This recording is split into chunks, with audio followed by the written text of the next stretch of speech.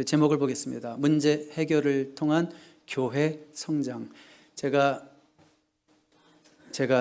교회 개척하고 설교하면서 교회 성장이라는 제목을 달아보긴 처음입니다.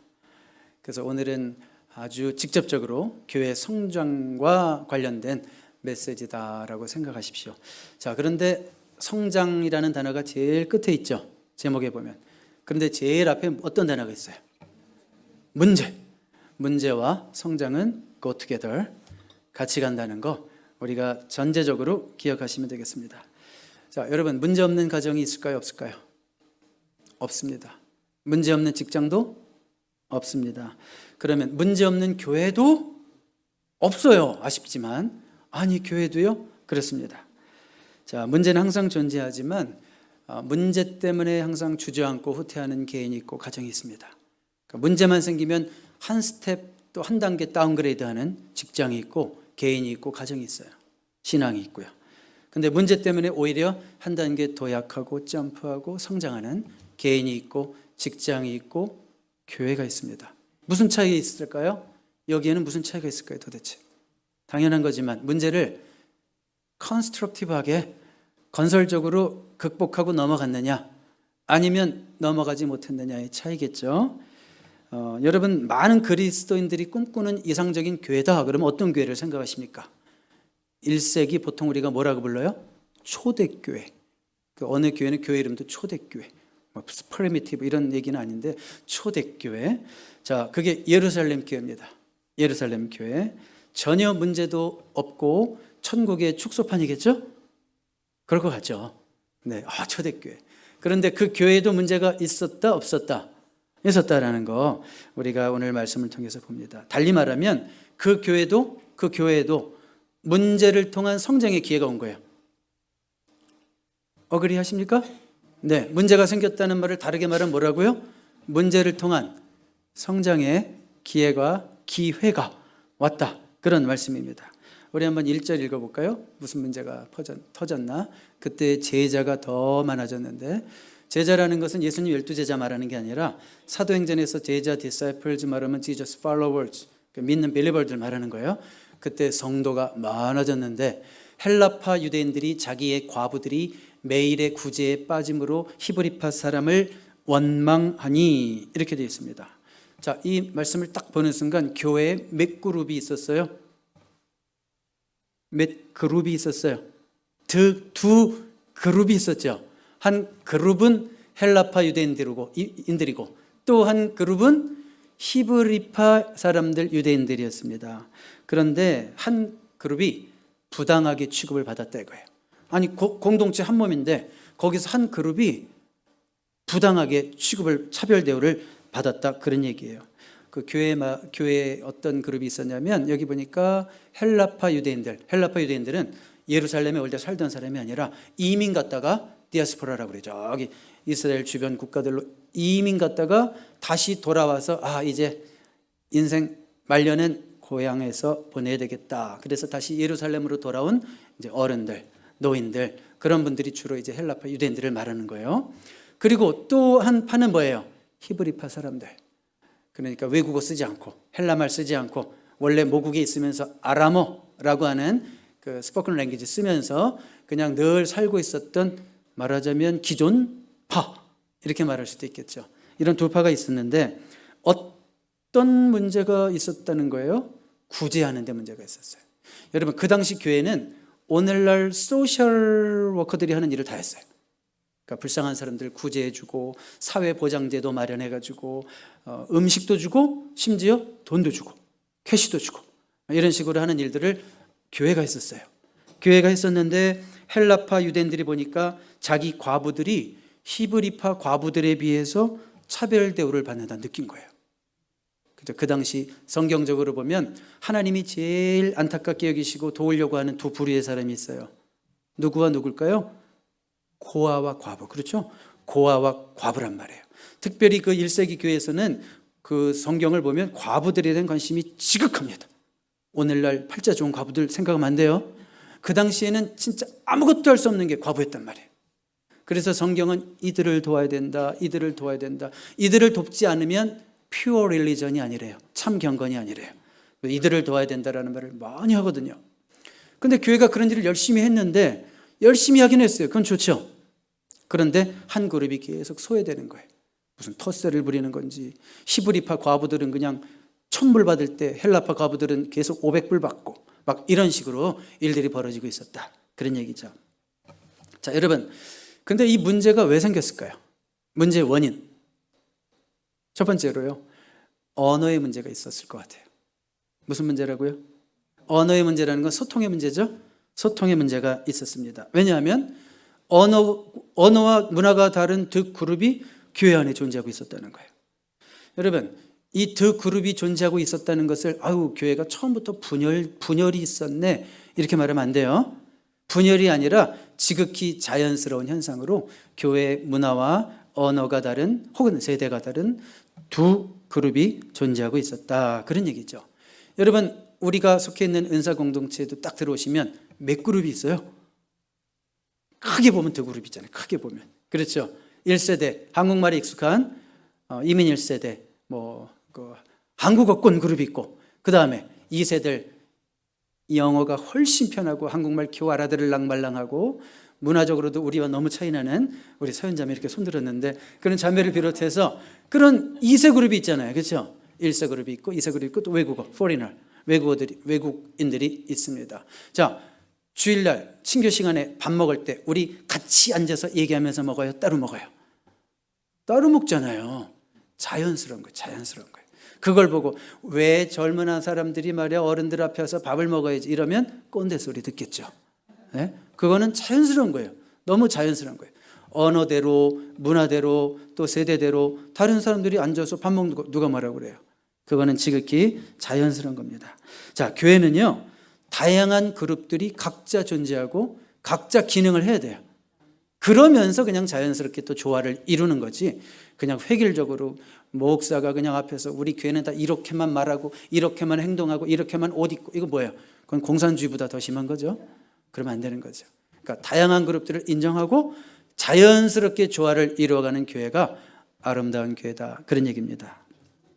자, 이렇게 언어적으로 차이가 있고 문화적으로 차이가 있으니까 교회가 이 소통의 문제가 생기는 거예요. 왜냐하면 분명히 얘기했는데, 광고했잖아요. 그런데 언제요? 어나운서 2번이나 했는데 언제요? 이러면서 못 알아듣는 사람이 생기고 소통의 문제가 생기니까 자꾸 교회에 문제가 발생했다. 이해할 수 있겠죠? 네. 그리고 두 번째로 교회가 문제가 생긴 원인은 굉장히 배부른 고민이 하나 있었어요. 교회가 너무 갑자기 성장해서, 여기 1절에 뭐라고 그랬어요? 그때 제자가 더 많아졌는데, 이미 큰 교회입니다. 예루살렘 교회는 이미 큰 교회입니다. 사도행전 2장에요, 베드로가 설교할 때 신도의 수가 3,000명이나 더했다 그랬고요. 또 사도행전 4장에서 베드로와 요한이 설교할 때 죄송합니다, 남자만 5,000명이 더했다고 그랬어요. 예수 믿는 자가 그렇게 막 기하급수적으로 늘어났는데 그 중에서 많은 자들이 교회로 편입됐겠죠. 예수 믿고 전도 집회에서 예수 믿었다고 교회로 다 들어가지는 않더라고요. 그렇지만 분명히 그들 가운데 대다수가 교회로 들어갔겠죠. 그리고 오늘 보니까 또 제자가 더 많아졌다 그랬습니다. 그러면 굉장히 대형 교회란 말이에요. 큰 교회, 메가처치란 말이에요. 그런데 조직은 없어. 갑자기 커가지고. 그러면 일꾼이 부족해. 막 사람들은 여기저기서 아우성이고 뭐가 필요해요 그러는데 조직이 하나도 없어. 일꾼 부족 현상으로 힘들었을 것이다. 그러니까 이런 배부른 고민에 빠져 있는 교회가 예루살렘 교회였습니다. 여러분, 사람이 또 많아지다 보면 누구의 업무가 제일 과중해질까요? 교회에서. 이해가 안 가시는 분을 위해서 2분만 대답했으니까. 여러분, 목회자가 성도가 50명일 때는 일주일에 신방을 2번 해야 된다. 그럼 성도가 500명일 때는 목회자가 1명밖에 없다면 일주일에 신방을 몇 번 해야 돼요? 20번을 해야 되는 거죠. 아직 조직도 갖추어져 있지 않고 부목사님도 안 계시고 사도들만 그냥 열심히 뛰는데, 사도들 중에서도 또 일부는 이미 선교 나가 있어요. 성경을 연구해 보면 막 딴 지역으로 나갔단 말이에요. 근데 사도들 열심히 하는데 성도들이 5,000명, 8,000명, 또 10,000명 막 이렇게 늘어나고 있어요. 근데 목회자가 몇 명 안 돼. 그러면 운영이 되겠어요? 그러니까 교회 말씀 전하는 사명이 제일 큰 사명으로 알고 있었던 목사님들이, 사도들이 교회 모든 행정까지 지금 책임을 져야 되는데 행정적으로 할 일이 너무 많아지니까 너무 바빠서 교회 구석구석을 돌아볼 시간이 없었다. 그런 얘기죠. 그러면서 여기서 문제가 터지고 저기서 문제가 터지고 막 터지는 중에 어떤 문제가 터진 거예요. 오늘 이렇게 교회에서 구제하고 사회보장 혜택을 주고 섬기고 음식 나눠주고 캐시 나눠주고 하는 이런 일들에도 또 문제가 터졌다. 그런 얘기입니다. 여러분, 사도들이 이렇게 이런저런 사역으로 바빠지면서 본래 사역인 말씀 증거하고 선포하고 전도하는 사역이 약화됐을까요? 더 강화됐을까요? 당연히 시간을 여기 뺏기고 저기 뺏기고 그러면 진득하게 앉아서 기도하고 말씀을 준비할 수 있는 시간이 있겠어요? 없겠어요? 없겠죠. 생각해봐요. 교회가 사람이 계속 많아지는데 목사가 그냥 이 일 저 일 따라다니느라고 뭐 어디 사무실 따라다니고 어디 DMB 따라다니고 이러다 보니까 일주일이 다 지났는데 토요일 밤이 됐어. 근데 주일날 설교해야 돼. 준비가 하나도 안 돼 있어요. 그러면 진득히 앉아서 말씀 준비하고 기도하면서 말씀을 고요히 묵상하고 깊이 있게 하나님이 주시는 주님의 음성을 듣고 그럴 시간이 있겠어요? 없겠어요? 없겠죠. 여러분, 분명히 설교의 퀄리티가 떨어졌을 거예요. 사도들의 설교의 퀄리티가 떨어졌어요. 교인들은 늘어났는데 목사님 설교는 점점 이상해. 대충 뭐 그냥 지난번에 했던 얘기 또 하고 뭔가 그냥 전에 들었던 얘기 비슷한 얘기 또 하고 하나 감동도 없고 이래봐요. 좋아요 안 좋아요? 성도님들은요, 목회자의 설교가 약해지잖아요. 이상하게 시험 받아. 이상하게 괜히 짜증내. 별것도 아니고 아주 막 불평하고 예배 마치고 여러분 표정만 봐도 알겠어요. 아이고 오늘 은혜들을 덜 받으셨구나. 그러면 책임이 누구에게 와요? 바로 아이고 목사 책임이다. 이거 목사 기도 부족해서 설교가 이게 준비가 부족해서 이런 일이 생겼구나. 자, 오늘 이 초대교회 불평하는 과부 그룹들이 등장한 이유도 사도들의 본래 사역인 말씀 사역의 약화와 상관이 있을 것 같아요? 없을 것 같아요? 당연히 있죠. 예, 여러분 너무 은혜 받잖아요. 아 괜찮아 이런 말이 잘 나와 입에서. 아 그 정도면 뭐 좋아. 그런데 은혜를 안 받잖아요. 그때는 날카로워져, 예리해져, 크리티컬해져, 똑똑해져요. 문제들이 아주 다 보이기 시작해. 그때부터는. 그리고 꼬집어야지 내 속이 또 풀려. 은혜를 못 받으면 그렇게 바뀌더라고요. 자, 여러분 문제의 이유는 알겠죠? 문제의 이유는 알겠죠? 이 교회가 왜 이런 문제가 생겼는지. 그러면 문제는 분석에서 끝나면 안 되죠? 어디로 나아가야 돼요? 분석에서 analysis to solution, 해결로 나아가야 되는 겁니다. 모든 문제가 그렇습니다. 가정 문제도 직장 문제도 아주 똑똑한 스텝들이 분석을 잘해도 리더가 그것을 이끌고 문제를 해결해 나가는 데까지 나가야 되죠. 자, 초대교회는 이 문제를 어떻게 해결했는지 우리 본문을 통해서 한번 살펴보도록 하겠습니다. 첫 번째로요, 문제 앞에서 리더들은 남을 탓하지 않았습니다. 자, 우리 2절 보겠습니다. 열두 사도가 모든 제자를 불러 이르되 우리가 하나님의 말씀을 제쳐놓고 접대를 일삼는 것이 마땅하지 아니하니. 우리가라는 단어를 유의해 보십시오. 그러니까 무슨 얘기하냐면 교회가 문제를 당했을 때 우리가 먼저 문제였습니다 라고 얘기하는 거예요. 저희들에게 문제가 있습니다. 자기 반성으로 시작하고 있습니다. 그러니까 지금 무슨 얘기인가 하면 우리의 사역 포커스가 너무 많아서 교회 운영을 효율적으로 하지 못해서 이것도 제대로 하지 못하고 저것도 제대로 하지 못했습니다 라는 말을 지금 이렇게 표현하고 있는 거예요. 우리가 하나님의 말씀을 제쳐놓고 이것저것 분주해가지고 되돌아다니고 막 아니구나, 교회 운영을 잘못했구나, 자기 반성으로 시작하고 있습니다. 자, 사도들은 이 문제가 터졌을 때 이거 누구 책임이야? 이거 일 맡아서 했던 사람들 누구야? 이런 책임 추궁하고 있어요? 안 하고 있어요? 전혀 그런 게 없단 말이에요. 여러분 어떤 문제가 생길 때 우린 다 똑같아요. 죄인이기 때문에 책임 추궁, 책임 전가하고 싶은 유혹이 생겨요. 그 책임 추궁을 당한 사람은 또 어떤 느낌이 들까요? 싫잖아요. 그 사람은 누구나 자기를 또 방어하고 싶은 거죠. 그러면 한마디 들으면 또 나는 또 상대방을 역으로 또 공격을 하고 직접 말은 못해도 어디 가가지고 말이야 내가 이런 억울한 소리를 들었는데 저 사람 문제가 있지? 이러면서 또 막 공격을 한단 말이에요. 책임 추궁 당하면 괴롭고 또 그걸 또 역으로 공격을 하고. 교회는 예외죠? 교회는 이런 일이 없죠? 없어야 될 줄로 믿습니다만 네, 교회에서도 이런 일이 생길 수가 있다는 거죠. 그것이 네 책임이야. 그것이 왜 내 책임이야? 당신 책임이지. 이런 대화가 교회에서도 은근히 오고 갈 수 있다. 그런 얘기입니다. 여러분, 태초 이래로 책임 전가하고 책임 추궁하는 것은 사단의 역사라는 거 아십니까? 태초부터, 에덴 동산에서부터. 뭐라고 그랬어요? 하와는 뭐라고 그랬어요? 자기가 사과 다 맛있게 먹어놓고 누구 때문이라고 얘기했어요? 뱀 때문이라고 얘기하고, 또 남자는 누구 때문이라고 얘기했어요? 여자 때문이라고 얘기하고, 이런 식으로 책임을 추궁하는 거, 아주 태초 이래로 이건 사단의 역사라고요. 사탄이 역사하면 항상 남의 잘못을 탓해요. 그런데 성령이 역사하시면, 성령이 인도하시면, 성령의 역사가 강한 교회에서는 어떤 말들이 들려올까요? 제 책임입니다. 제가 부족했습니다. 제가 부족해서 이런 일이 생겼군요. 이런 말을 들은 사람은 그럼 뭐라고 얘기할까요? 네 책임인 거 이제 알았냐? 이렇게 얘기하지 않는다고요.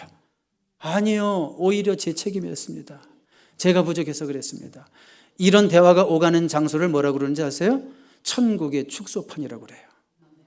이게 바로 천국이에요. 서로가 내 문제라고 얘기하는 게 천국이고, 서로가 네 문제라고 얘기하는 것이 지옥이에요. 가정도 그렇겠죠?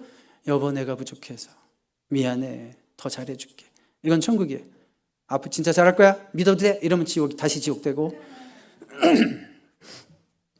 자, 여러분, 그러니까 사도들은 문제 앞에서 누구의 탓이다, 누구의 책임이다 이렇게 탓하지 않았고요. 또 사도들은 문제 앞에서 영적 권위를 내세우지도 않았습니다. 이 겸손하잖아요. 겸손하게 자기들의 지도력을 반성하고 있잖아요. 목이 뻣뻣해져가지고 니들이 뭔데, 뭐 내가 사도인데, 내가 예수님의 부활을 직접 목격한 자 여기 있어? 손 들어봐. 이러지 않았죠? 겸손하게 내가 먼저 문제가 있군요. 여러분, 리더의 위치에 서 있는 분들은 때로는 자기 반성을 해야 될 때가 있고, 자기의 잘못을 시인할 때가 있어요. 해야 될 때가 있어요. 그러면 그런 잘못들을 시인하게 되면 여러분들의 영적 권위라든지 어떤 리더로서의 권위가 사라질까요? 그렇지 않습니다. 반대입니다. 권위라는 것은 내가 세우려고 하면 권위주의가 돼서 욕을 먹습니다. 권위라는 것은 남을 통해서 세워줄 때 진정한 권위가 되는 거예요. 가정에서 부모도 내가 부모인데 이런다고 권위가 세워지는 게 아니에요. 아이들이 스스로 부모의 권위를 느낄 수 있게 우리가 부모처럼 살아야 되는 거예요. 직장에서도 마찬가지죠. 내가 사장인데, 내가 회장인데, 이 회사 내가 설립했는데 이런다고 권위가 쓰는 게 아니에요. 권위는 남들이 인정해 줄 때 세워지는 거예요. 오히려 내가 비록 리더지만 잘못했으면 잘못을 시인할 줄 알 때 필요한 권위는 하나님이 부여해 주시는 거예요. 아멘입니까? 네, 우리 사도들의 그런 모습 속에서 우리가 배워야 됩니다. 문제 앞에서 남을 탓하지 않았고 권위를 내세우지도 않았고, 두 번째로 그들은 문제 앞에서 일을 독단적으로 처리하지 않았습니다. 2절을 계속 보겠습니다. 12사도가 모든 제자를 불러 이르되. 자, 이게 무슨 얘기예요? 목사님께서 모든 성도님들을 함께 우리 한번 모여서 얘기할까요? 이렇게 얘기했다는 거예요. 12사도가 모든 제자를 불러 이르되. 그러면서 이어지는 내용은 뭐냐면, 우리가 하나님 말씀을 제쳐두고 이렇게 접대만 일 삼느라고 말씀이 약화되면서 문제가 터졌군요. 3절 4절 보세요. 이거는 사도들의 안건이에요. 아젠다라고요. 안건. 형제들아, 너희 가운데 성령과 지혜가 충만하여 칭찬받는 사람 7을 택하라. 우리가 이 일을 그들에게 맡기고 우리는 오로지 기도하는 일과 말씀 사역에 힘쓰리라 하니. 안건을 냈죠? 이 안건에 대해서 온 성도들이 어떻게 반응하는지. 5절. 온 무리가 이 말을 기뻐하여 그랬습니다. 기뻐하여. 자, 여러분 보세요. 모임을 소집하고 안건을 내고 이 문제를 어떻게 해결할 것인가를 위해서 계획을 시작하는 일까지는 누가 했어요? 사도들이 했습니다. 그렇지만 최종 어떻게 해결해야 될지 최종 결정은 누구에게 맡겨졌어요? 온 회중에게 맡겨졌어요. 자, 독재적이에요? 민주적이에요? 아주 민주적이죠. 여러분, 기독교 정치에 가장 가까운 것은 법치 민주주의다 이렇게 말하는 분도 있는데, 민주주의는 신본주의를 어게인스트 하는 게 아니에요. 민주주의는 하나님이 기뻐하시는 주의입니다. 어떤 분들 막 그렇게 얘기하는 이상한 분 봤어요. 저 옛날에 무슨 교회가 민주주의야, 신본주의지. 근데 지 혼자 지 마음대로 다 해. 그렇게 말하는 사람이 목사가 독재자가 돼가지고. 그게 신본주의예요? 독재지. 오히려 성경적으로 가장 가까운 정치 형태는 민주주의입니다. 비록 리더가 세워지고 리더가 일을 계획하고 리더가 모임을 소집하고 사람을 소집하지만 결국 최종 결정은 누구에게? 온 회중에게 물어보고 찬반을 논의하고 있는 모습입니다. 이렇게 어떤 문제는 공개적으로 다룰 필요가 있는 거예요. 그렇죠? 이 교회 문제가 터졌는데, 야, 교회 문제 이거 사방에 알려지면 안 되니까 쉬쉬하자. 야야, 조용히 우리끼리 해결하자. 이러지 않았다는 거예요. 문제를 덮어가지고 곰기 하지 않았다는 거예요. 어떤 문제는 공개적으로 다룰 필요가 있는 겁니다. 지난 3월에 어떤 일이 있었을까요? 우리 교회. 지난 3월에 엄청난 일이 있었어요. 어떤 일이 있었을까요? 우리 교회가 이 자리로 이사 와서 첫 예배를 드렸습니다. 아무도 모르시는 것처럼 그러시는데, 자, 그런데 이 교회가 우리가 이 건물로 들어올 때 이사 수개월 전부터 토의했습니다. 논의했습니다. 운영위원들끼리만 모여서 얘기하지 않았습니다. 전 교인이 다 모여서 얘기했습니다. 왜 그랬을까요? 중대한 문제니까. 그렇죠? 그 당시 교회 나오신 지 얼마 되시지도 않았던 우리 이영호 형제님, 교회 나오신 지 한 2개월밖에 안 돼가지고 그 자리에 참여했단 말이에요. 전 교인이 모여서 함께 논의했단 말이에요. 자, 여러분, 교회에 무슨 일이 있을 때마다 교인들을 불러가지고 회의합시다, 논의합시다, 토의합시다 이러면 교인들은 다 도망가요. 귀찮아서. 이거 뭐 사사건건 왜 우리를 왜 이렇게 뭐 얘기하자 그러고. 그렇죠? 그렇지만 중요한 문제가 있을 때, 교회가 이사를 가야 된다, 뭐 건축을 해야 된다, 담임 목사님을 새로 모셔야 된다, 뭐 여러분들이 그렇게 원하시면 제가 회의를 자리는 만들어 드릴 수 있겠죠. 뭐 그런 중요한 문제가 있을 때 그때는 어떻게 해야 돼요? 그때는 공동의회, 사무총회를 소집하게 되는 거예요. 중요한 문제들은 공개적으로 처리해야지 잡음이 없고 또 나중에 오해가 안 생기고 그런 겁니다. 그래서 초대교회는 이렇게 중요한 문제가 발생했을 때 온 교인을 소집해서 이를 민주적으로 처리했어요. 당신이랑 나랑만 얘기합시다. 우리 직원들 다 필요 없고 우리 둘이 다 결정합시다. 이렇게 얘기할 문제가 아니었다는 거예요. 모두가 같이 모여서 여러분 머리를 맞대고 우리 한번 같이 생각해 봅시다. 어떻게 하는 것이 제일 좋은 방법이겠습니까? 제 생각에는 이제 리더들은 이미 먼저 생각하고 먼저 계획을 해야 되니까 이렇게 하는 게 좋겠습니다. 일꾼을 세우는 게 좋겠습니다. 어떻게 생각하십니까? 물어봤다는 거죠. 좋죠? 혼자 일을 처리하지 않는 거 너무 바람직하죠? 네. 세 번째로 이 문제를 어떻게 해결하냐면 한번 따라해 볼까요? 필요한 일꾼을 세웠습니다. 우리 입이 아직 안 열리는 분 때문에 그냥 넘어가겠습니다. 필요한 일꾼을 세웠어요. 2절, 3절, 4절 다시 읽어볼게요. 다시 2절, 3절, 4절. 열두 사도가 모든 제자를 불러 이르되 우리가 하나님의 말씀을 제쳐놓고 접대를 일삼는 것이 마땅하지 아니 3절부터 읽어봐요. 형제들아 너희 가운데서 성령과 지혜가 충만하여 칭찬받는 사람 7을 택하라. 우리가 이 일을 그들에게 맡기고 우리는 오로지 기도하는 일과 말씀 사역에 힘쓰리라 하니. 그래서 지혜가 충만하고 성령이 충만하고 칭찬받는 사람 몇 명? 7명을 택해서 세웠습니다. 자, 이게 무슨 뜻일까요? 교회 7 집사님을 세웠다. 처음으로. 그 큰 교회에서 직분자를 처음으로 세웠어요. 무슨 얘기일까요? 교회에 변화가 일어나고 있다. 그런 얘기예요. 교회에 변화가 일어나고 있다. 본격적으로 사역의 분담이 이루어지고 있다. 그런 얘기입니다. 그래서 우리 사도들은 이제 기도와 말씀 사역에 더욱 집중하고 음식 봉사, 구제 봉사, 재정 봉사 이런 분들이 그 사역에 집중할 수 있도록 7명의 집사님들을 뽑았다. 그런 얘기입니다. 근데 여러분 이 말씀을 읽으면서 우리가 오해하지 말아야 될 게 하나 있어요. 여러분 교회 성장에 관심이 있습니까? 우리 교회 성장하길 바라십니까? 그러면 오늘 말씀 조금 힘들어도 한번 귀를 잘 기울여서 들어주시면 좋을 것 같아요. 여기 지금 우리가 2절을 3절 4절 읽으면서 오해하지 말아야 될 게 사도들이 뭐라 그래요? 우리는 기도하고 말씀 전하는 미니스트리 여기에 힘쓸게. 그러면 여러분들은 음식 봉사, 구제 봉사, 또 재정 봉사, 뭐 여러 가지 봉사, 관리 봉사 이런 것들에 좀 힘써 주십시오. 자, 여기 우월하고 열등한 사역이 있어요, 없어요? 여기 성경에 보면 똑같이 말씀 봉사, 우리는 말씀 사역에 힘쓰리라 할 때 미니스트리가 똑같은 단어가 쓰였어요. 헬라어로는 디아코니아라는 단어 많이 들어보셨어요. 디아코니아. 봉사, 섬김, 사역이라는 뜻이에요. 그리고 여기 2절 보세요. 2절에는 접대를 일삼는 것, 접대하는 일. 여기도 ministry of the 이것도 원어에는 똑같이 ministry예요. ministry. 그러니까 똑같은 헬라어 단어 디아코네오, 동사형으로 쓰였던 것뿐이에요. 동사형 디아코네오. 그다음에 말씀 사역할 때 사역은 디아코니아. 그러니까 주방에서 음식 만들고 봉사하는 것도 하나님 보실 때는 정말 귀한 미니스트리 사역이고, 그다음에 교회 청소하고 화장실도 청소하고 하는 그런 일도 하나님 보실 때는 정말 귀한 미니스트리 사역이고, 그다음에 앞에서 말씀 전하는 목사의 사역도 원 오브 댐 사역이고, 그거지 뭐 앞에서 설교하는 사역은 너무 귀하고 이 사역만 중요한 거고 나머지는 그냥 부수적인 사역이고, 성경에는 이런 가르침이 전혀 없어요. 그러니까 여러분 오해하시면 안 돼요.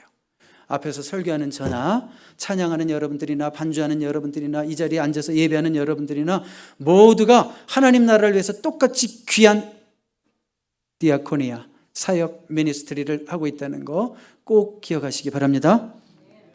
네, 그래서 문제 해결을 위해서 가장 적절한 일꾼들을 세웠는데, 여기 보시면 5절, 6절 보세요. 그 앞으로 가보실까요? 다시 한번. 어떤 사람을 뽑으라고 그랬냐면 성령과 지혜가 충만한 사람 뽑으라고 그랬어요. 그러면 일꾼의 자격은 뭐와 뭐가 충만해야 된다? 성령과 지혜가 충만한 사람. 또 5절, 6절 가보세요. 믿음과 성령이 충만한 사람. 이 말을 딱 듣는 순간 여러분 기가 죽어요, 안 죽어요?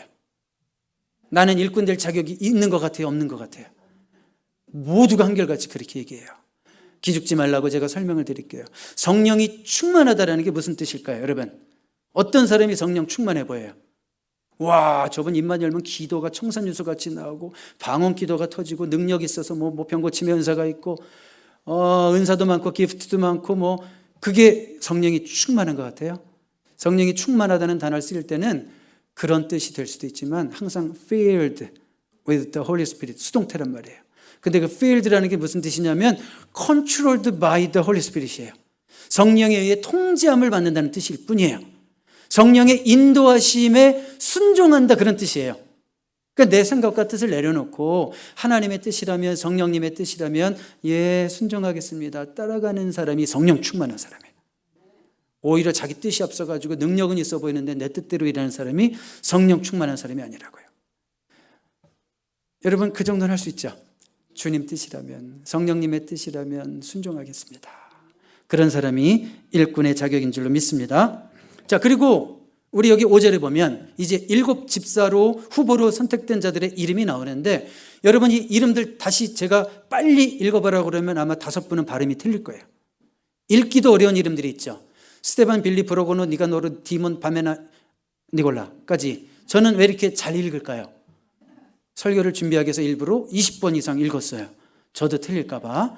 그런데 이렇게 읽기도 힘든 이 이름들은 전부 다 헬라 이름이에요. 무슨 얘기예요? 이 교회가 문제가 생겼어요. 어디에서 문제가 생겼어요?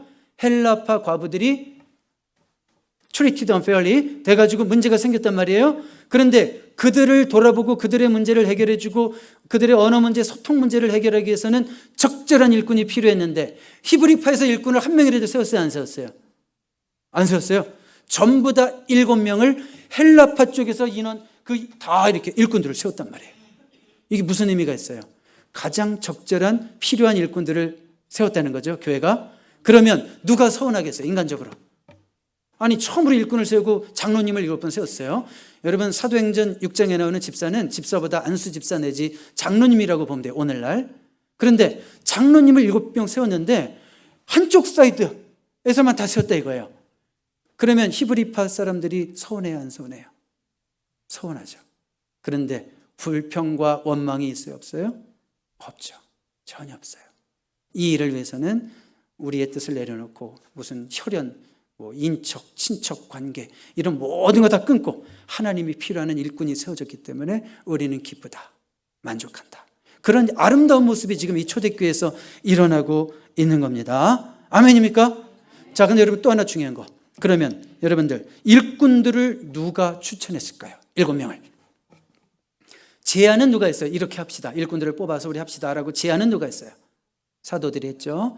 그리고 뽑혀진 일꾼들을 최종적으로 안수하고 교회에서 공적 권위를 부여한 것은 목사님들이 했지만, 그러면 그 7명 이분이 일을 했으면 좋겠습니다라고 추천한 분들은 누구예요? 교회 성도들이란 말이에요.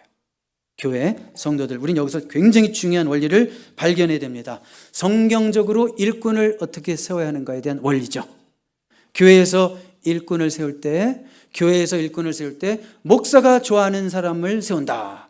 손 들어보세요. 맞는다고 생각하면. 자, 2번, 2번. 목사 편 들어주는 사람을 세운다. 네, 이렇게 상식적으로 몰상식한 분 아무도 없어요, 우리 여기. 그렇죠? 교회에서 일꾼을 세울 때는 대다수 교인들이 인정하는 사람을 세우게 되어 있어요. 그래서 모든 교단법이 장로님을 뽑을 때는 어떻게 뽑아요? 투표를 해요. 후보자 투표를 해요. 그래서 그 교인들의 3분의 2 이상 찬성을 얻어야지 자격을 갖게 되는 거예요. 이건 무슨 의미가 있어요? 뭐 투표까지 해요, 귀찮게. 그런 뜻이 아니죠. 온 교인이 인정할 수 있는 사람을 뽑았다. 그런 얘기입니다. 자, 그래서 목사들이 하는 일은 뭐예요? 원하는 사람 막 뽑아놓고 여러분들은 그냥 아멘 하시오. 이게 아니에요. 성도들이 뽑은 사람을 목사는 공적으로 안수하는 것뿐이죠. 그러니까 우리는 이런 민주적인 절차로 움직이는 초대교회 모습을 봐야 돼요. 민주적인 절차로 움직이는 초대교회 모습을 볼 수 있기를 바랍니다. 자, 이래서 3가지를 했다고 그랬어요. 문제가 해결이 너무 잘 됐는데 3가지가 뭐였어요? 저도 지금 까먹었으니까 볼게요. 자, 3가지 뭐였어요? 첫 번째, 남을 탓하지 않았습니다. 문제 앞에서. 2번째, 일을 독단적으로 처리하지 않았습니다. 3번째, 필요한 일꾼을 세웠습니다. 이제 마지막으로 이렇게만 하면 안 되죠. 문제가 잘 해결됐어요, 안 됐어요? 여러분 제발 대답 좀. 문제가 잘 해결됐어요, 안 됐어요? 네, 잘 해결됐죠. 잘 해결됐어요. 그래서 초대교회는 문제를 지혜롭게 해결한 결과로 어떤 어떤 결과들을 갖게 됐는가, 그게 중요하잖아요. 제가 아까 서론적으로 얘기했는데 모든 가정에도 직장에도 교회도 문제는 있다. 그렇지만 문제를 잘 해결하면 뭐가 있다? 성장이 있고 발전이 있다. 업그레이드가 있고 성장이 있다. 그래서 초대교회도 문제를 지혜롭게 해결한 결과로 지속적인 성장이라는 열매를 맺게 됩니다. 7절 볼까요? 하나님의 말씀이 점점 왕성하여. 여러분 이거 보세요. 하나님의 말씀이 왕성하려면 사도들에게 말씀 볼 시간이 있어야 돼요. 기도할 시간이 있어야 돼요. 이제 다시 조직이 갖춰지고 사도들이 그 말씀 사역에 힘을 쓰다 보니까, 다시 집중하다 보니까 다시 말씀의 능력이 나타나고 그전처럼 설교하면 3,000명이 회개하고 이런 일들이 다시 시작됐다는 거예요. 어휴, 컵칠 뻔했네. 네, 하나님 말씀이 다시 왕성해서 예루살렘에 있는 제자의 수가 더 심히 많아졌대요. 더 심히. 그러니까 문제가 해결된 후에 이런 결과가 있었고 예상치 못했던 결과까지. 허다한 제사장의 무리들, 그 전까지는 교회를 반대하던 그 유대인들, 아주 그냥 유대의 뿌리 젖어 있는 제사장의 무리도 예수 그리스도의 도의 가르침에 복종했다. 이렇게 말씀하고 있습니다. 아멘입니까? 문제는 그래서 반드시 잘 지혜롭게 해결해야 됩니다. 그리고 성장으로 가야 됩니다. 오늘은 우리가 교회 팀 사역 주일로 모였습니다. 제가 거의 여러분들에게 대부분 광고를 했죠. 이제 교회가 8개 부서로 조직이 돼서 효과적으로 일을 분담해서 하려고 합니다. 오늘 우리 말씀 통해서 봤죠. 교회에서 목사가 독단적으로 혼자 북치고 장구치고 모든 일을 다 하는 거 옳아요, 틀려요? 작은 교회, 개척교회 어쩔 수 없이 그렇게 돌아가요, 안 돌아가요? 그렇지만 그게 바람직한 건 아니죠? 네, 바람직한 건 아니란 말이에요. 분명히 목회자가 더욱 힘써야 될 사역이 있고, 그리고 여러분들이 각자가 받은 은사대로 더욱 힘써야 될 사역이 있죠.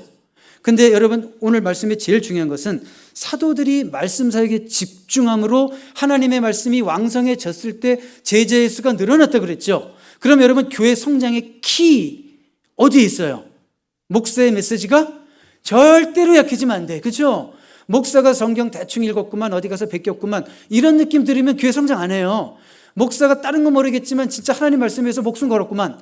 이런 느낌이 오고 우리가 설교를 들었을 때 정말 내 생명이 살아나는 막 느낌이 있고 이랬을 때 교회가 성장할 수 있는 거예요.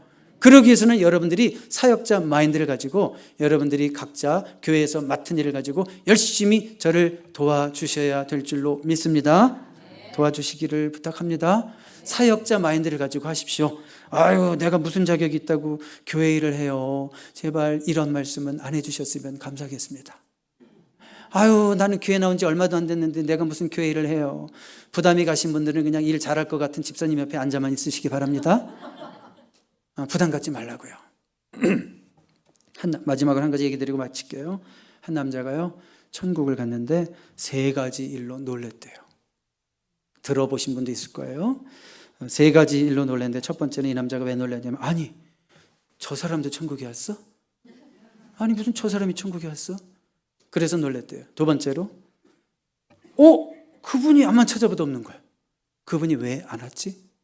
그분은 천국에 가면 꼭 있을 줄 알았는데 왜 안 왔지? 그래서 놀랬대요. 세 번째 뭐 때문에 놀랐을까요? 나 같은 자가 왜 여기 왔지? 나 같은 자가 왜 여기 와 있는 거야? 그래서 놀랬대요. 내가 뭘 제대로 했다고, 내가 뭘 교회를 제대로 섬겼다고, 나 왜 나 같은 자가 여기 와 있는가? 여러분, 나같이 부족한 자가 천국에 온 것이 하나님의 은혜 때문임을 천국에 가서 그렇게 감사했대, 이 사람이. 근데 여러분, 더 큰 애가 있다는 거 하나 가르쳐 드릴게요. 이거보다 더 큰 은혜가 있어요. 우리가 은혜로 천국 가지만 더 큰 은혜는 뭔가 하면, 이렇게 부족한 우리들에게 하나님이 뭐라고 말씀하시냐면, 얘야, 나는 내 일 하는데 네가 필요하다. 나는 내 일을 하는데 네가 나 좀 도와줬으면 좋겠어. 이게 더 큰 은혜라는 거 아십니까? 우리가 뭐가 자격이 있다고? 바울의 고백처럼 나 같은 자를, 이 살인자를 충성되이 여겨주시고, 충성스럽다는 게 아니라 충성되이 여겨주시고 일하게 하시는 은혜, 이 은혜가 더 크다는 거 아십니까, 여러분? 여러분, 이런 은혜를 체험하는 여러분 되시기를 바랍니다. 여러분 모두 자격 없다 생각하지 마십시오. 하나님이 여러분들을 충성되이 여겨주셔서 일하게 하십니다. 자격이 있습니다. 모두 일꾼으로 세움받아서 우리 교회 성장의 주역들로 쓰임받는 여러분 되시길 바랍니다. 교회가 사람이 많아지면서 문제가 터졌다고 그랬죠? 앞으로 우리 교회에 있을 일이에요. 제가 예언하건대, 이거 제가 얘기하면 항상 저는 책임지려고 노력하는 사람인 거 아시죠? 제가 예언하건대 앞으로 우리 교회에 생길 일이에요. 앞으로 우리 교회에 사람이 많아지면서 문제가 많이 생길 거예요. 그러기 위해서는 하부 구조가, 인프라가 갖춰져 있어야 되겠죠? 스트럭처가 있어야 되겠죠? 그래서 우리가 조직을 갖춰서 일해야 되는데, 나도 한 구석 내가 이 일을 담당하리라. 나도 교회 성장의 주역이 되리라. 그렇게 결심하시고 임하는 오늘 여러분 되시기를 주님의 이름으로 축복합니다. 기도하겠습니다. 주님 감사합니다. 문제를 넘어서서 성장으로 갈 수 있는 우리 가정 되게 하시고, 우리 직장 되게 하시고, 우리 교회가 되게 하여 주시옵소서. 필요할 때 좋은 일꾼, 적절한 일꾼 세워주셔서 효과적으로 함께 일하고 열매 맺는 우리의 가정, 우리의 직장, 우리의 교회, 그러므로 우리의 삶의 전반을 통해서 하나님의 영광을 드러내는 우리가 되게 하옵소서. 예수 그리스도 이름으로 기도드립니다. 아멘.